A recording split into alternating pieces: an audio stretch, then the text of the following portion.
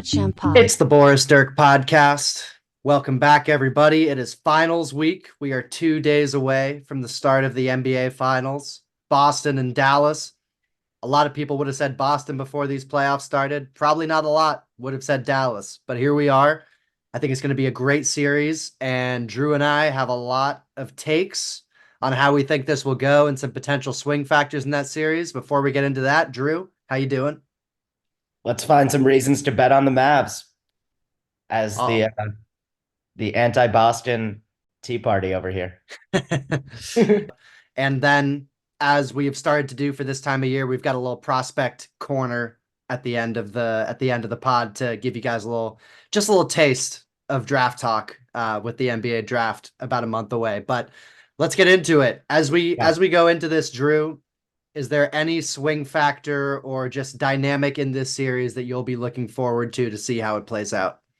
I think this is low-hanging fruit, and I'm sure other people have already said it, but I've been sort of out of the NBA Twitter sphere the last week or so, outside of draft stuff, which I'm such a draft junkie right now.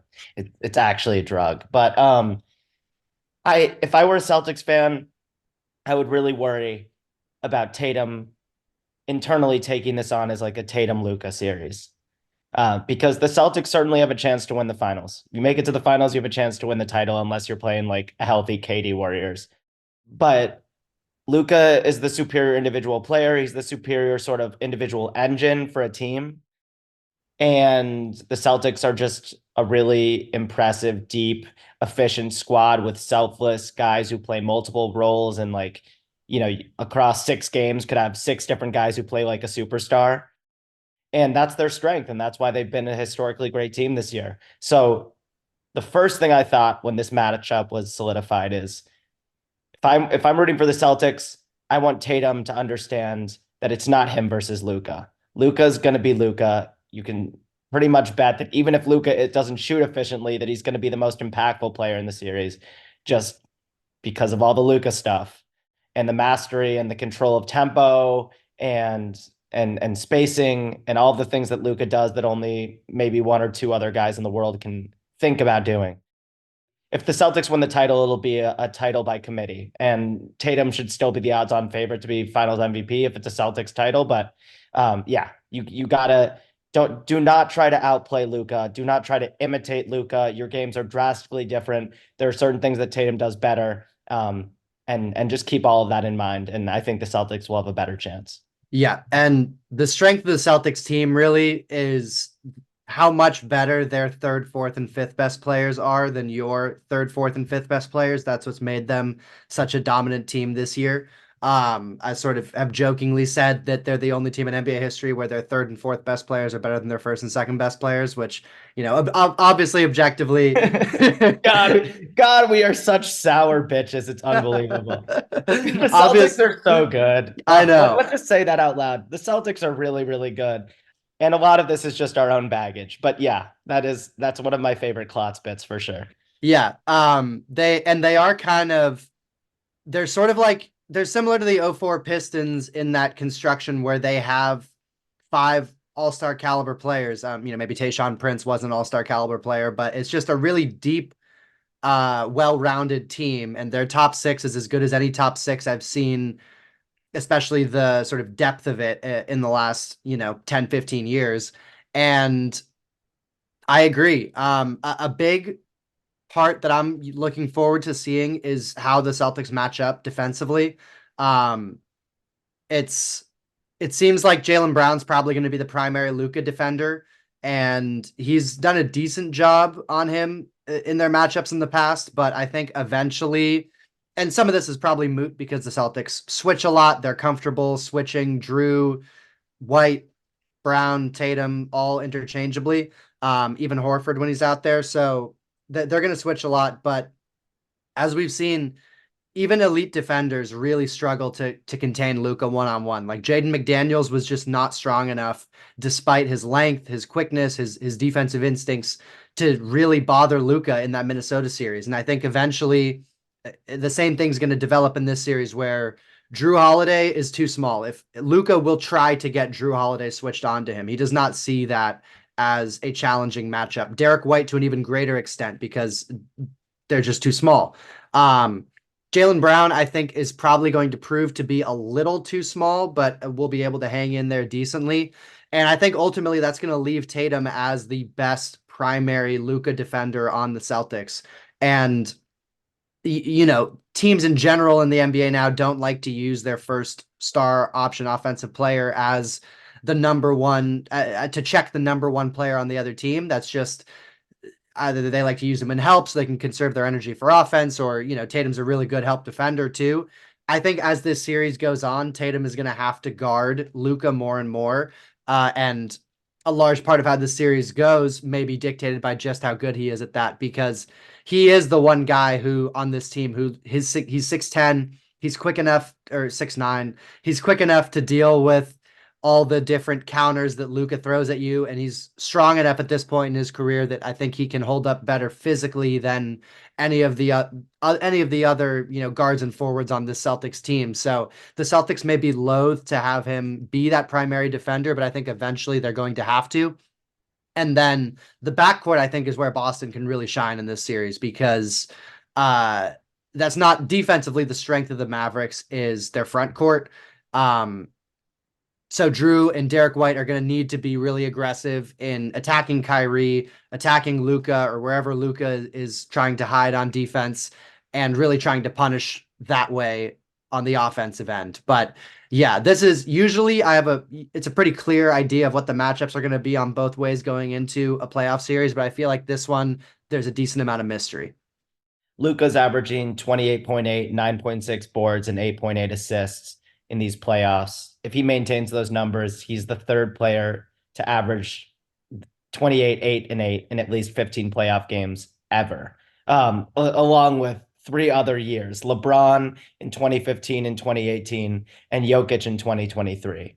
So, like, when a guy is playing at this level, they usually lead their team to a championship. Again, unless it's the KD Warriors. Like, those are two prime LeBron years, and Jokic with one of his vintage bottles of wine from last year.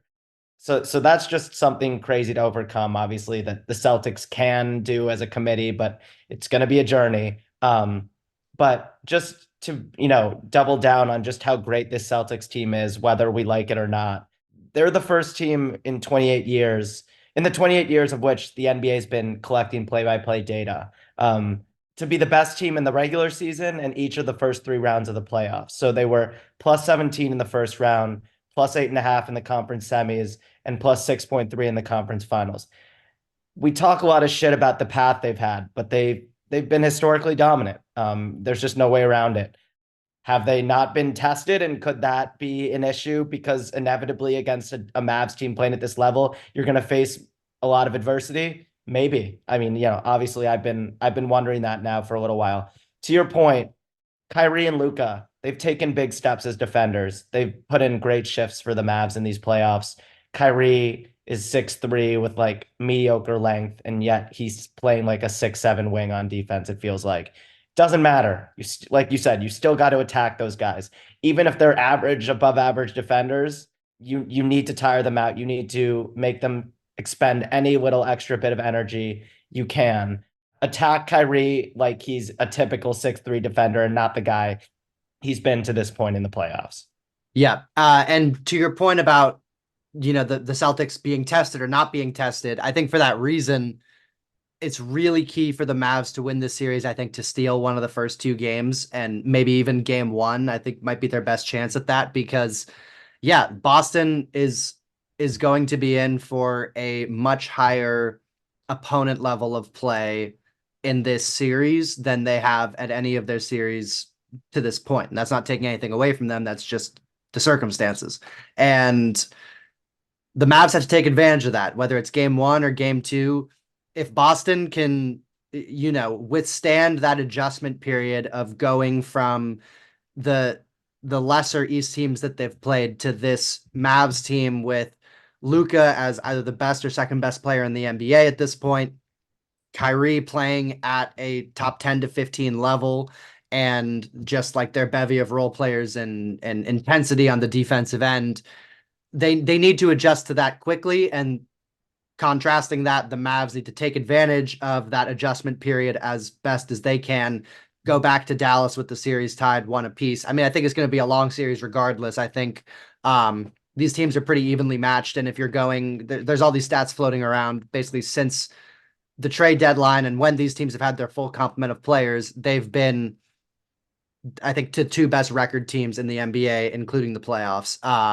So yeah, I think Mavs need to steal one of the first two. And if Boston wins both of the first two games in Boston, it will dramatically change my thinking about this series because I'm Yeah. expecting Dallas to win one of the first two. But, Boston will go on some of these incredible offensive heaters. We've already seen the Mavs come back from two 20-point deficits in this playoffs. And one of the, maybe nitpicky knocks on Boston has been that they can take their foot off the gas pedal and fall asleep. Luka and this Mavs team are not, they don't quit down 22 in a playoff game. And obviously, modern possession numbers, 3-point shooting, those gaps close quickly.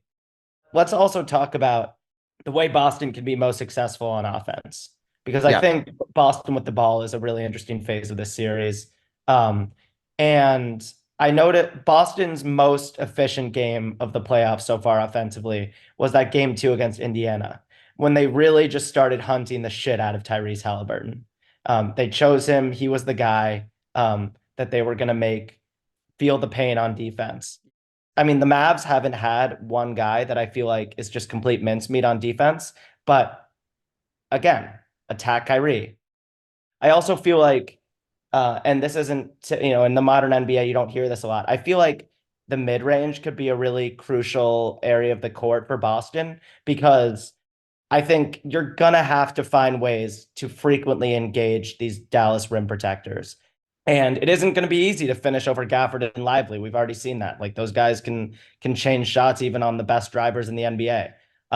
But get into the teeth of the defense, make the rim protectors make choices, because as well as both of those guys move, particularly Lively on the perimeter, it's just a really tough matchup when you get a wing with guard speed, which the Boston has a couple of. Kind of a few feet away from you, making you choose between committing to the driver and possibly giving up a lob to Porzingis or whoever they've got waiting at the rim. But yeah, just make the rim protectors make choices and make them leave their comfort zones, which are obviously underneath the rim. Yeah. And we should talk about Porzingis because that is, I think, maybe the key factor in this series. He's expected to come back for game one after basically missing the entire Eastern Conference run since what was, I think he got injured in the Miami series, or was it the Cleveland series? It's hard to remember, but he, it's weird because the numbers don't say that their offense is that much better with him on the court, but it feels like, in fact, it says they're worse with him on the court over the course of the entire regular season. But it just feels when you're watching them like they're so much harder to guard when he's out there because teams just respect his shot so much more than they do Al Horford's at the 5 position. And I think for Dallas, it's going to be a real, test to see which of these bigs can stay on the court against Boston and who has the capability to close out to Porzingis and be able to at least contest at the rim somewhat. Do they hide their bigs on whichever shooter they're least scared of, or if they try to Jedi mind trick someone to taking a lot of threes? Jason Kidd, I feel like, is the type of coach to do that, whether it's Drew Holiday or Jaylen Brown or someone like that. But it's gonna be, it's just a different dynamic to defend this Boston team. And I guess it's more similar to OKC, who gave the Mavs more trouble than either Minnesota or the Clippers did in these playoffs. But having that stretch 5 where you need to close out and respect the shot, and Kristaps has a much quicker trigger than Chet Holmgren did, or anyone that they've gone against from the big position these playoffs, even if the percentages don't like blow you away. And Kristaps can shoot it from a couple feet beyond the arc too. Yes. So he can stretch the floor in a way very few 7-footers who also offer the rim protection can. And yeah, to your point with how impactful the bigs for Dallas have been, any way that you can get them drifting out of their ideal position is just going to open up finishing opportunities for everyone else. In terms of Porzingis and the Celtics defense in general, a huge weapon for the Mavs have been these end of possession Luka whip around passes, whether it's Luka or Kyrie kicking out off a drive to a corner 3-point shooter. PJ Washington has made probably 23s from the corner in this playoffs already, it feels like. Meanwhile, Boston is the most effective defense in the playoffs at taking away the corner three. Opposing offenses are shooting 22% on corner threes versus Boston. And that's just a testament to the range of their defenders that they can take away drives, make you think you're looking at a crowd in the paint, and find a shooter. And yet, like, Drew Holiday and Derek White and Jaylen Brown, they're still getting out there and still affecting corner threes. Luka has just been a game breaker, but that's interesting. It's just like maybe the elite corner three creating team versus the elite corner three preventing team. I think, have more questions about Dallas's defense holding up to the degree that it has all playoffs against Boston's offense, as opposed to Dallas's offense against Boston's defense. Because just after seeing the way that Luka picked apart Minnesota, who did so well against Denver, like, I just have faith that he's an unsolvable offensive problem, basically. And whoever it is against Boston, we're gonna see him try to get White and Holiday switched onto them and take him into the post for his little pet, like 10-foot little floater jumper, or he's going to be trying to get Kristaps switched on to him and raining a parade of step back threes on his head like he did with Rudy Gobert. And he might be talking a lot of shit while he does it too. I mean, there's just conflicting reports of how well the two of them got along when they were teammates in Dallas, Luka and Porzingis, but that's going to be an interesting dynamic to watch as well. And how healthy is KP? Can he move his feet on the perimeter? Or is Luka just going to be driving right around him to the basket once he gets that switch? So, yeah, I think on the other end, I'm a little worried if Gafford is going to be able to play as much in this series. I mean, over the course of the playoffs, they've been a lot better with Lively on the court, Dallas has, than they have been with Gafford. And I think that may continue in this series. I trust Lively a little bit more to be able to move his feet on the perimeter, be able to get out to Porzingis and try to take away some of those threes and also just fly around. And I do think an underrated good element for Dallas was them getting Maxi Kleber back towards the end of the last series. That when he was out, they didn't have their ability to go 5 out with him at the center position. And now with him back, I do expect them to sprinkle that in a little bit, and he may even take a good portion of Gafford's minutes as this series goes on. I wouldn't be surprised if we see that with his ability to just rotate around the perimeter and then stretch out the paint, let Luka, Kyrie go to work.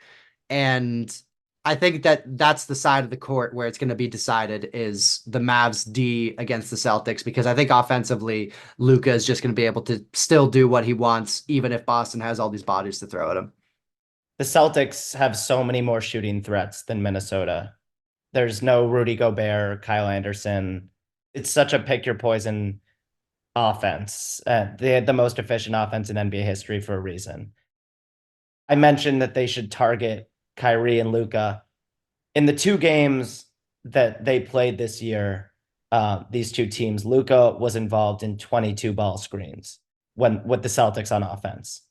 15 of them were Jason Tatum handling the ball. 7 of them were Jaylen Brown handling the ball. And it was 14 more than any other Mavs defender was involved in over those 2 games. So clearly Boston feels like at the very least, we're going to get Luka working. And I feel like Luka has been particularly effective as a defender, kind of when he only has to be engaged for a few seconds of a possession, like with his strength and his general IQ and understanding of like where guys are going to put their weight and what guys are trying to get to. Like Luka can flash some real defensive value, but like just hammering pick and rolls versus Luka, involving him in any way you can. I feel like we've never seen Luka sustain like strong defense in that sort of situation, especially with the quality of ball handlers and screeners that Boston has.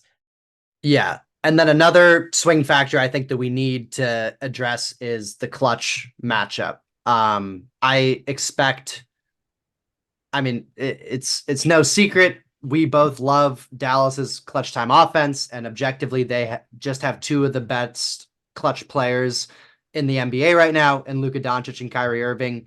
All season, they've been a really good clutch team on both ends, and it showed in that Minnesota series where they didn't really blow them out in any game except for the clincher. They most of them came down to the last couple minutes, and Minnesota all season struggled with their clutch offense, and it didn't really, those chickens didn't come home to roost in the first two rounds because they were able to win by pretty decent margins. But once they got into these close games with Dallas in the conference finals, they just didn't have a shot creation, uh, any shot creation that could match the clutch shot creation of Luka and Kyrie. And Boston, the numbers say they've been better in the clutch this year. We had a pod earlier this year with Noah Dalzell, who we're hoping to get back on who's a Celtics writer, who talked about some more in-depth numbers where a lot of those clutch statistics they were up big and then the other team came back. But for some of the like really tight games, it's still definitely by the eye test seems a bit shaky. Like for example, against Indiana, where there were some games that became clutch games that had no business being clutch games and things like that, but they still go down as, clutch wins for Boston. So I do expect in the Yeah. clutch that those games are going to go Dallas's way more often than not. And when Boston wins, I expect those wins to be by a more significant margin. And throughout the playoffs, Dallas has been winning mostly clutch games, and a lot of their wins have been pretty narrow. So what does the Boston offense look like in the clutch? Are we getting the parade of Jason Tatum step back threes and long twos, or does the blender kind of keep working where they can drive and kick? They're getting a more diverse set of shots because their clutch offense really should be by committee. When they go just with Tatum or Brown isolating, that's not going to beat Luka and Kyrie isolating enough times.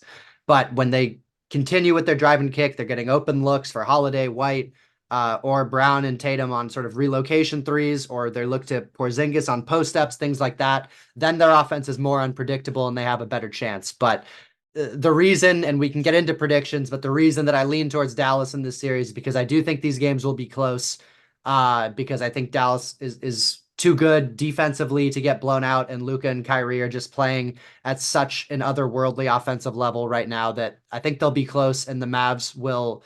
I trust the Mavs to win those clutch games a significant portion of the time. The Boston Celtics are the most clutch team this postseason, according to, the metrics, the blog boy metrics. The Celtics have a 43.9 playoff clutch net rating. Now, let me be real for a second. I don't know what the fuck that means, first of all. But second of all, it just isn't true that that they've been the best clutch team in the postseason. They just haven't. Because they haven't really been pushed to the brink.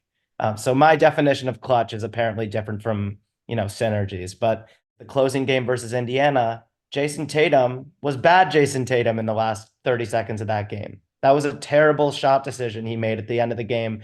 And Drew Holiday comes up with the heroic offensive rebound and the series is over. But that's the kind of stuff you're not going to get away with versus Dallas because Luka and Kyrie have been ridiculously efficient and composed in the final minutes of every single clutch playoff game. Boston has taken almost 50% of their shots from three-point range in the playoffs. That's number one by a healthy margin. It's certainly efficient and all the stat nerds love it, but what if your shooters go cold? And shooting is this weird psychological thing. Shots have been falling for this team the whole year, but again, there have been these clutch moments where they need to get into the paint. They don't have a guy who just point blank should have the ball in his hands in the final minutes of a game. So don't change the way you play. Yeah. And really a lot of the strength of the Celtics offense is like you need to get the drive and kick game going, obviously. And Shane Young, who's I believe a Celtics writer, tweeted out some numbers just about the offense and shooting splits between these two teams. And Dallas has been dominant in the paint and like at the rim on alley-oops all playoffs. They're shooting 68% in the restricted area, and they have a very high volume of attempts there. Boston's shooting 75% in the restricted area these playoffs, and that is in large part because of the threat of their shooting, or almost entirely because of the threat of their shooting that draws you out, draws the defense out, and allows for these, giant driving lanes to the rim where guys can, either cut back door or just dribble and get all the way to the basket for finishes. And that's just going to be amplified with Kristaps out there as well. And Dallas's strength on defense all playoffs has been their rim protection. So I'm very curious to see, can they maintain that, or are they just going to fall victim to the 5-out spacing and not being able to have their big man at the rim, which, as you mentioned, is not really something they've had to deal with, because even against OKC, they could stash a rim protector on a weaker shooter, or just, not close out to Chet Holmgren as hard. But they're going to have to figure out a way to still protect the rim in this series. So yeah, with that said, I am leaning Mavs in 6 or 7. I think they're going to steal one of the first two games, and then, from there get up to 4. But I do think it's going to be a long series. I think Boston's a really good team. I think this Boston team is definitely better than the Boston team that made the finals in 2022, which was just a little bit too inexperienced at that time to beat that Golden State team that Boston was more talented than. But once again, Golden State had the best player in the series, and in those clutch moments, everything went Golden State's way for the most part. So I expect that script to repeat somewhat, but I definitely give Boston a good chance to win this series, but I lean Dallas. I lean Dallas as well. And part of that is just the pride of knowing I couldn't live with myself if the Celtics collapse in crunch time again. And Luka is just by far the best player on the floor. The Celtics are so talented and so deep. I just have a lot of faith in the defensive heart that the Mavs have found. And when in doubt, in a really close final series, I'm going to pick the team that I know for sure has the best guy. As lame as that sounds, that's where I go. Yeah, I mentioned PJ Washington corner threes. He actually leads all playoff players with 28 corner threes. He's 5 shy of Bruce Bowen's record of 33 in 2007. Second in corner threes in the playoffs is Derrick Jones Jr., who's been a non-shooter for much of his career. He's tied for second with 17. Yeah. Um, there are a lot of things that have happened in the playoffs so far to both of these teams that I think are just going to change. Some of them good for Boston, some of them bad. I mean, Boston's opponents have attempted just 14 and a half free throws per 100 shots from the field, which is the lowest opponent free throw rate in NBA playoff history. They're playing Luka and Kyrie now. I just got to assume they're going to give up more free throws than any team has pushed them to so far. But also, Jason Tatum shot 20 for 60 on pull-up twos. I talked about the importance of getting to the mid-range and making the Mavs respect that. I think Jason Tatum is going to shoot better than 33% on pull-up twos, which right now is the worst mark among 21 players who have attempted that many. Especially because of who Boston has played so far in the playoffs. Like, I just don't pay a lot of mind to what we've seen on their run. Yeah. Um, I put way more value in like the storms that we've seen Dallas brave so far in the playoffs. And I really believe that Minnesota lost their way on offense because they didn't target Luka or Kyrie enough in the conference finals. Wolves guarded by those two guys set 38 ball screens, 7.5 per game for Edwards, which was about a third of the amount set by Wolves, who were guarded by the Mavs centers. And Edwards himself just set 2 ball screens on Irving, none on Luka, that entire series. If Boston wants to win, they're going to have to target the Mavs superstars much more than that. Yeah. Is all I'm saying. And I think they can do it. But my money is on Dallas. Let's say 7. I mean, God, a Bill Simmons pod after a game 7 loss in Boston is just something I don't even deserve, but I do want it. We all want it. It's a really cool matchup. It's a lot of high level talent, and also kind of just a strength on strength matchup in a lot of ways. And then, yeah, it's the old reliable, great team against great individual talent, or talents in Dallas's case. And I expect it to be a really tightly contested finals, maybe one of the more tightly contested finals we've had in recent years. Do you want to get into a quick prospect corner? Absolutely. Let's scratch the itch. I said just come to this episode with 1 or 2 guys that you're way above consensus on. Who do you want to start with? I'm going to start with the guy who I have number 1 on my board, and that is Ron Holland from the G League Ignite. He is a very controversial figure on draft Twitter. You'll see him anywhere from number one on a decent number of people's boards to 15. Usually people have him in the lottery because his tools are just kind of undeniable. But G League Ignite, he's a wing, about 6'7", without shoes. I believe a 7-foot wingspan, about 200 pounds. Very young. He's still only going to be 18 years old on draft night. And he is just like a supremely athletic wing with a decent amount of offensive skill in terms of dribble, passing, and the main question is shooting because his percentages from three were terrible this year, but the free throw looks good and the stroke overall doesn't look broken. And then defensively, he's got absolutely elite potential with his athleticism, his tenacity. He's always ripping the ball away from guys. He's great at jumping passing lanes. He averaged 2.7 steals and a block per 37 minutes, so almost 4 stocks per 36 minutes.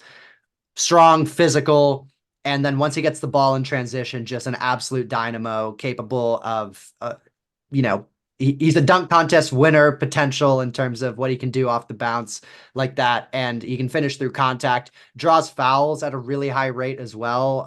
Just a relentless rim attacker. And I love his competitiveness above all else as well. It seems like his mentality is really good. He's always trying to take the head off of whoever he's going against. The reason I have him number one is because if there is a multi-time all-star in this class, I think he's the best bet at it. It's not a class, as we've talked about in the past, with a lot of, surefire all-star talent at the top or any surefire all-star talent. But if you're looking at a guy who can be the prototypical like 3-and-D wing with primary or secondary creation for your team, and you're telling me there's one of those in this class, I think he's the best bet because the real question is, can the shot come along? And if the shot does come along, he absolutely can be a multi-time all-star. In terms of some comps for him, if the shot doesn't come along as well, or just the overall feel doesn't come along, he could be kind of a Kelly Oubre type player. But I also think a Jaylen Brown type player is on the table for him if all of the shooting and offensive skill comes along in the way that it can. In the middle of that is kind of like, the trajectory that Tari Eason is on, or even like Pascal Siakam. It's a little hard because the shot is such a big swing skill for him, but I ultimately have faith, just based on the way he plays and his competitiveness, that he's going to be able to figure things out at the NBA level, and the physical gifts are too much to pass up on. So don't sleep on Ron Holland. I would take him one. And just to give you a sense of how chaotic this draft is, I really like Ron Holland. I have him at 10 right now on my board. But Ron Holland is a guy that I want to put higher than I have him because his intangibles are so great. Like, he just seems like such an awesome dude. His motor is nonstop. My concerns with Holland are he is at 100 miles per hour on offense 100% of the time. He worries me because he doesn't show a great sense of changing speeds. There's not much of like a hesitation dribble game. It's all kind of straight line drives, like athletic wing on cocaine. I love how he rebounds. I love how he defends.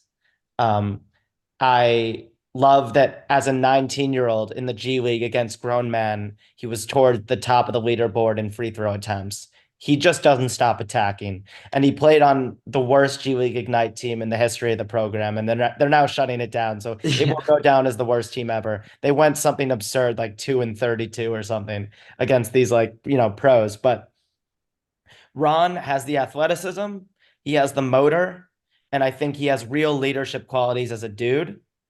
I'm just worried about his long-term potential as a shot creator because he doesn't really change speeds. He has an okay handle. He's a little bit upright on it. Sometimes I feel like he's getting low on drives. Other times I feel like he's kind of just a chicken with his head cut off, like a little bit upright, driving Yep. toward the basket. And he loves contact. Like I have no doubt that he's going to fill out and be a real pain to meet at the rim on drives. But the shooting is a major question mark. Sometimes it looks kind of broken, and then other times he's like doing like between the legs step back fall away three that looks like incredibly fluid and Yeah. projectable. But yeah, this is a classic Jaylen Brown-esque development curve you're hoping for because he has the frame, he has all the tools and the intangibles. I just worry a little bit that he's kind of like one of these quarterbacks with the tools, but is entering the NFL a little bit too young. Yeah. And like, it's going to be hard for him to develop the skills that he needs to develop as a 19 or 20-year-old at the NBA level. And if he loses confidence and stops developing his handle and kind of his shot creation bag, I just think the ceiling is much lower than you want it to be. Fair, yeah. And if we're saying he goes in the lottery, which I think is a reasonable expectation, probably he'll go in the top 10. But we'll say lottery. My favorite fits for him are probably San Antonio, just because he doesn't have to be the primary option as much. And I think with their other pick, they'll be able to add some shooting to the team as well. Memphis, I am dreaming for Memphis to take him. I think that would be perfect, although it seems like they want to take a center, but they've been searching for that wing to put in between the Ja Bane and Jaren, like triumvirate. And I think, maybe they have that with Gigi Jackson. We'll see. But I think Ron Holland could be a great candidate to fill that role as well. And then if he's available at 13, Sacramento would be a really fun spot for him Yeah. too, with the shooting they have and just sort of letting him run free in that system. That might actually be my favorite spot for him if he makes it that far. If he goes to like Washington, I'm going to be really upset because Yeah. yeah, A key phrase I'm just going to keep coming back to in this draft is when in doubt, because it is a weaker draft and there are a lot of question marks. And you're trying to talk yourself into a lot of guys and a lot of particular skill sets. When in doubt, take a 6'8" guy with awesome athleticism who plays really fucking hard all the time. yeah, So I'm with you there. I just the refinement of his game I think is going to be a real project, and that's why I have him a lot lower, I guess. Let's talk about a guy that I know we're both high on, and he's not one of the guys I mentioned to you before we started recording. I want to talk about Jaylon Tyson, um, mm, who is a junior from California, Berkeley to some. This guy might be the Jaime Jaquez of this draft. He is incredibly strong, like a 6'7", 220 wing, but like plays like he's 240. He is one of the better three-level scorers in this draft, point blank. He had an incredibly high usage rate for Cal. They were something like 12 and 20. He was a good stats, bad team guy for most of college. I'm a little bit concerned that he's played on three different schools in 3 years. I think he went Texas, Texas Tech, and then California. mm, But he is originally from Texas. I know that Texas Tech was kind of his dream school. He got there and lost a lot of confidence, just kind of got buried in the depth chart. Transfers to Cal. The coaches tell him, you're going to be the best player in the Pac-12. They really build him up. He gets his self-esteem back and turns into like a 27-3 guy. Just an insane stat line for college. And this is a guy who, with the ball in his hands, has insane balance and strength, change of speeds, exactly what I was saying Ron Holland doesn't have yet. mhm. Stop, start, paint, penetrator. He's a super strong finisher, really comfortable finishing with his left. He's nowhere near Kyrie as a finisher, no shit. But there's some Kyrie-like left-handed hook shots where you're like, geez, you are just super comfortable with your offhand finishing over bigs. And one of my favorite kind of signature things about Tyson is that he has these explosive hop steps that cover a ton of ground in the painted area, almost reminiscent of Zion's hop steps. Like no one quite does it like Zion, but it's Zion light, the way that he will plant on 2 feet and then like hop to the other side of the paint and finish around a guy. He's one of those guys who like at 21 and a half years old is a standout athlete in college. He won't be a super standout athlete at the NBA, but he'll be above average. Yeah, And just a crazy level of craft. His defense was a mixed bag in college, but I think that Tyson has the size and care to be an average defender. In general, I just lean like when a guy is that big and plays that hard, like you can hide him on defense at the very least. Like he's never going to be a real problem. I like betting on guys with his size to just figure it out as defenders, and the yeah, effort is there. If Tyson had played on a better team that maybe went to the tournament, made a little bit of noise, And if he didn't have some of the really sloppy turnovers that come with just the insane offensive burden that was given to him on a bad team, I think this guy would be more clearly like a lottery must draft. I have Yeah. him at 12 right now. I feel like everywhere I look, guys have him in the late first round. He's a pretty young for a junior in college. I still feel like he's getting better and better. And he's just a proven shooter. At the very least, you're getting a 6'7" shooter who can attack a closeout and do some real stuff and offer some counters that your typical 3-and-D role player does not. So Yeah. um, I love Tyson. I gave a little bit of the background on him as a guy because if you just listen to him talk in like YouTube interviews, this kid has a ton of heart, and you see it in the way he plays. He really doesn't like taking no for an answer as a driver. He shows real passing potential as well. Like on drives, he'll find teammates on the He's perimeter. yeah, totally capable of the draw two, kick to the open guy at the very least. Yeah. Just an insanely well-rounded offensive game. A bit of a wild horse at times with the way he'll throw the ball away or get a little overexcited, but I see no reason he can't scale down and be an insanely valuable offensive role player at the very least. Love Jaylon Tyson. He's at 11 for me right now, so I agree with you. I think he's a late lottery type guy. Um, his pull-up three-point shooting is just so impressive. Like his ability to hit these tough step back jumpers it looks so comfortable and second nature to him. And then yeah, the finishes along with the hop step, he's got this great slow down step too, like a great decel Yeah. move. And then he in the games I watched of him, he had a wow dunk in basically every single one. Like his vertical measurements at the combine weren't like out of this world, but he's very capable of wow athletic plays on offense. Yeah, I think Caleb Martin maybe could be a good comp for him at the next level, but I also think if the scoring really translates, like I mean this would be a 95th percentile outcome for him, but I do think like a Chris Middleton type offensive scoring arsenal is there. I'm not sure if the shot is quite as pure as Chris Middleton's, but I don't think that is completely off the table. Now he might be more like a TJ Warren, which I think is probably like the realistic middle to low end outcome.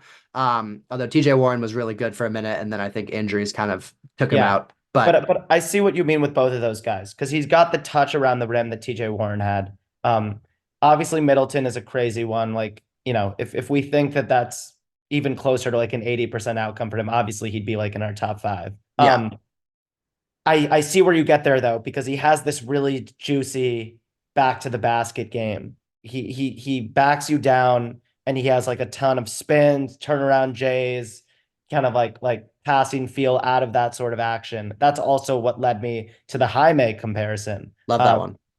It's the combination of underrated athleticism and back to the basket spice that he has as like a wing sized guy that reminded me a little bit of Jaime.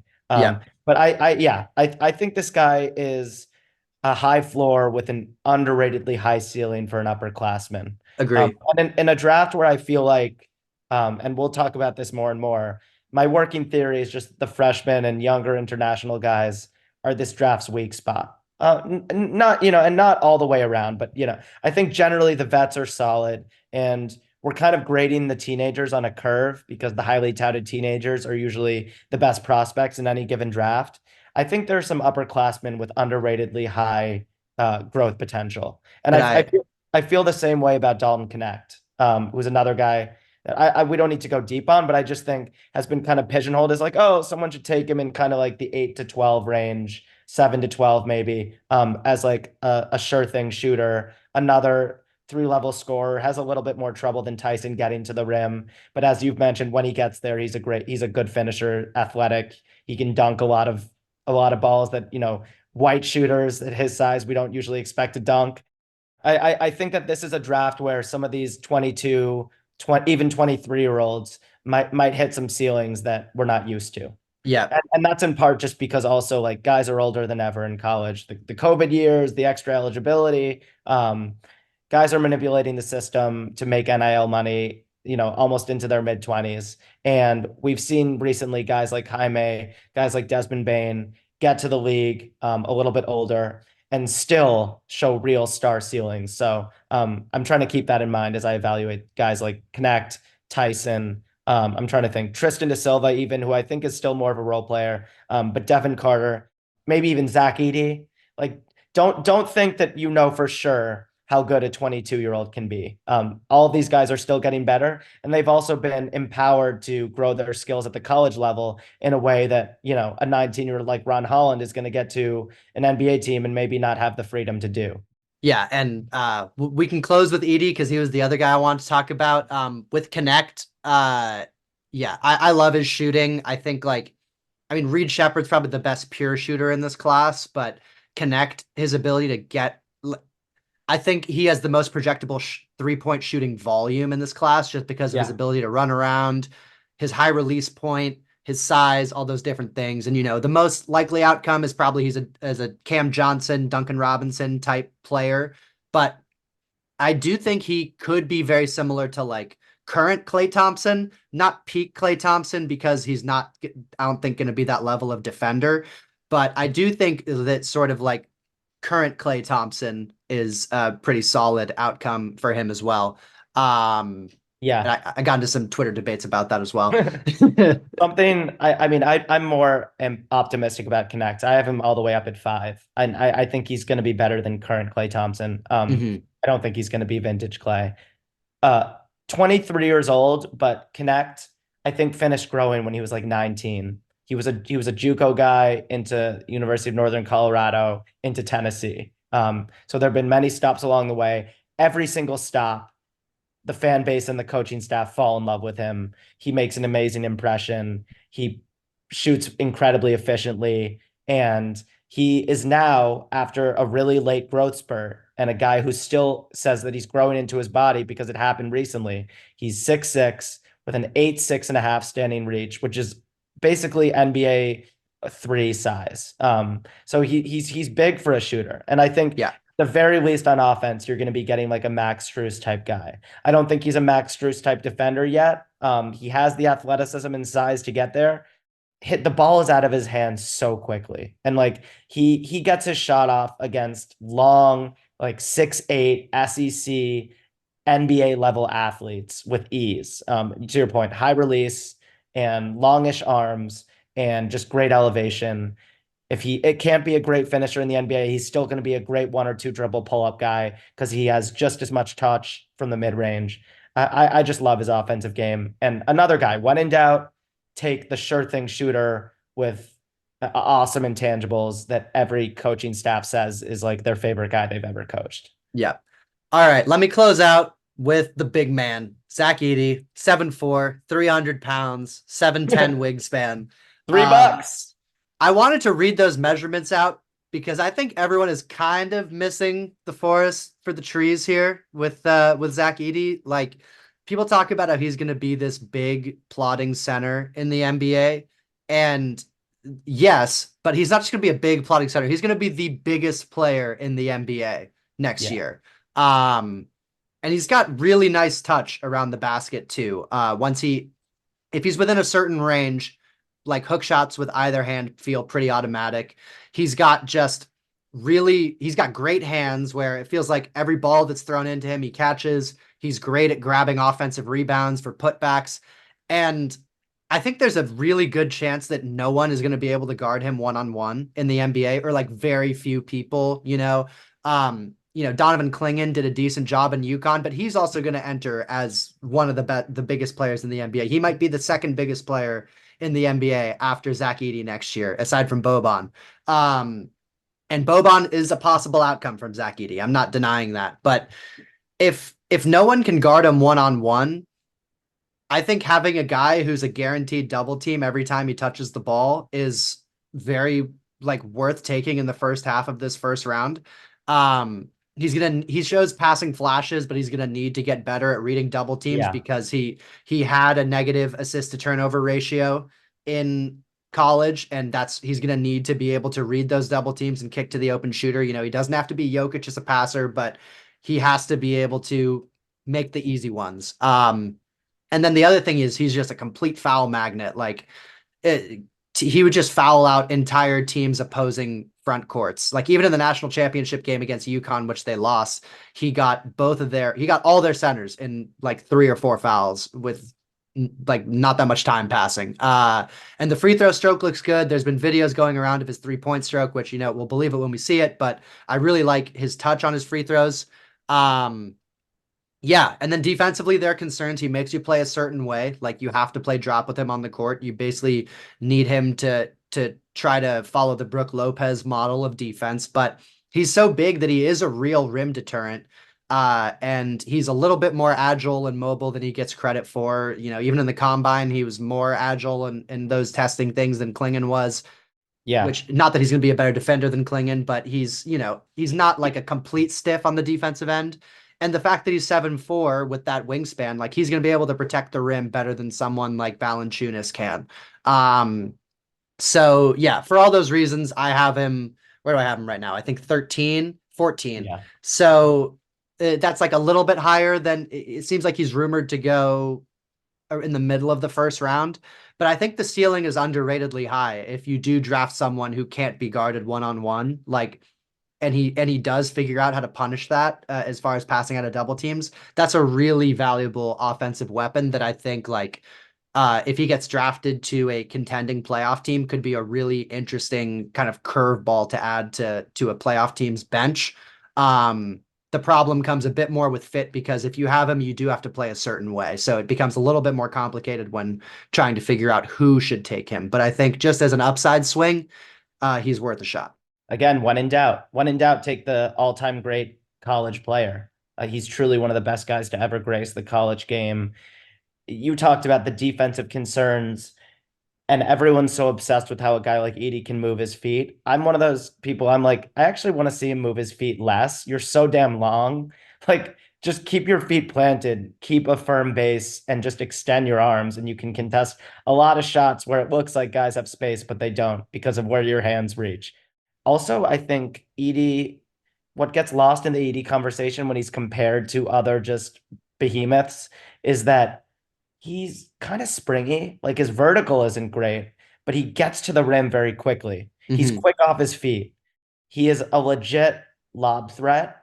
He's light-footed for a 7 foot, 300 pound guy. He might be kind of light-footed for like a 6'11", 250 guy.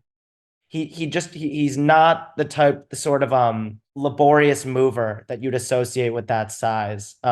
And he also like led college in dunks by like 30 dunks. Some of these insane college stats just have to mean something. I know the college game is incredibly different. I refuse to believe that it's that different, that a guy who dominated on this scale is not going to be a really serviceable NBA role player at the very least. Yeah. Strikes me as the kind of guy that draft Twitter and draft influencers are lower on than like actual NBA teams. So I think you're kind of like, you're really high on him for draft Twitter, but maybe like draft night will come in a few weeks and he'll get drafted at like 14 Yeah. and it'll turn out that you are around consensus as far as NBA teams go. It only takes one team that really likes him, obviously, to take him in the lottery. The one thing that I do really worry about is the offensive processing. And it's not like a disaster. It's just the ball can stick in his hands a little bit. I Yeah. think he's just so used to catching the ball in a post up in the college game and having such a distinct advantage that like he shouldn't pass. He's just trying to get to like a hook over one shoulder or the other. That's just not going to be the case nearly as frequently in the NBA. To your point, he's going to physically overpower a lot of NBA centers still, but you need to be able to make those quick decisions, get the ball out, maybe reset a post up. It doesn't mean he's never going to post up in the NBA. It's just going to be a much smaller percentage of what makes him an asset at that level. But overall, I would definitely take a chance on him in the first half of the first round or so. I have him at 17 right now, but for like one of the good teams that doesn't need to take an absolute upside swing, like I think putting him next to Chet would be really interesting. Mm. Um, and I have a lot of hope for his outside shot, even though it didn't really happen in college. He's not one of these like 24-year-old super seniors. He's 22. He's just turned 22. And I think that he can polish the 3-point shot. He shows so much touch around the rim. We've now seen the videos of him shooting threes. It looks pretty easy. And it doesn't need to be a quick release. He can get that shot off over absolutely anyone if he feels good about it. Again, when in doubt, take the all-time great college Hall of Famer who offers a physical advantage that maybe no one else in the draft does just right off the bat. He steps on an NBA court and has 50 pounds on the average center that's going to be across from him. That was Prospect Corner. We are, so excited for the draft that we're just dribbling out things in little doses at the end of episodes. So Yeah. at the end of last episode, we talked about Tristan da Silva and Devin Carter. So you can go back and listen to that if you need to hear more about those two guys. But yeah, Edey, Knecht, Ron Holland, and Jaylon Tyson, potentially undervalued guys. And soon we should start getting on kind of like the prospect wars, guys that we have very different opinions of. I Yeah. guess Holland's one of those guys. I really have positive feelings about Holland. It's just the refinement of his offensive game that worries me. But Stephon Castle is a guy we should talk about soon because I know Yes. you have him somewhere between 10 and 20, and I have him at number 2. And it took me a while to get there, but I'm there. Yeah. I'm a big Castle guy. So thank you guys so much for listening. You guys are the best. We'll be back soon. Peace.